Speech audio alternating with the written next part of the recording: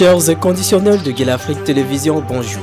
Bienvenue dans notre bulletin d'information de 15h à la une. L'AFC M23 poursuit son offensive dans l'est de la République démocratique du Congo. C'est mardi 6 mai, son président Bertrand Bisimwa a annoncé la prise de contrôle du territoire de Walungu, situé à une cinquantaine de kilomètres de Bukavu, chef-lieu du Sud Kivu. Cette déclaration marque une nouvelle étape dans la progression militaire du groupe rebelle, qui étend désormais son emprise bien au-delà de ses bastions traditionnels dans le nord Kivu. Toujours à la une, des violents affrontements ont opposé dans la matinée de ce mardi 6 mai les rebelles de l'AFC M23 aux combattants locaux Wazalendo dans la chefferie de Lwainja, territoire de Mwenga dans la province du Sud Kivu. À l'issue de ces échanges de tirs, les rebelles ont pris le contrôle du village de Lwachiga après s'être déjà emparés de Lwachanja, marquant une avancée préoccupante vers les sites miniers stratégiques de la région. Des sources locales rapportent que les éléments du M23 ont contourné leur position habituelle de défense, évitant la vallée de Lusinzi pour pénétrer dans le Mwenga via Ngando, Chihumba et Kachanga, profitant d'un passage affaibli en Paragny.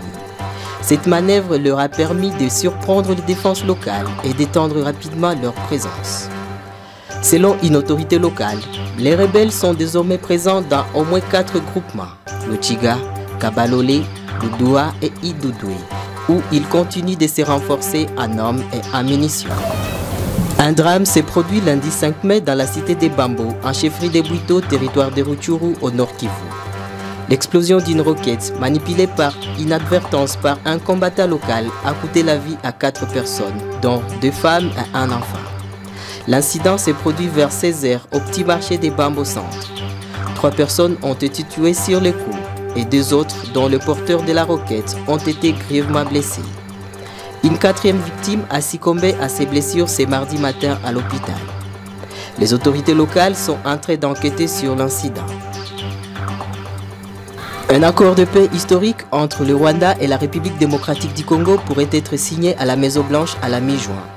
Le président américain Donald Trump, le président congolais Félix Tshisekedi et le président rwandais Paul Kagame devraient être présents à la cérémonie. Le ministre des Affaires étrangères rwandais a confirmé la présence d'autres dirigeants clés, notamment le Mir du Qatar, le président togolais Faure Gnassingbe, médiateur africain William Ruto de l'EAC et le président zimbabwéen Emmerson Mnangagwa de la SADC. Cet accord, fruit de longues négociations et de la médiation de plusieurs acteurs régionaux et internationaux, représente un espoir de paix durable dans la région du Grand Lac. Fin de ce bulletin d'information sur Gueule Afrique Télévision. Retrouvez les développements de ces titres et bien d'autres dans notre grande édition de 19h.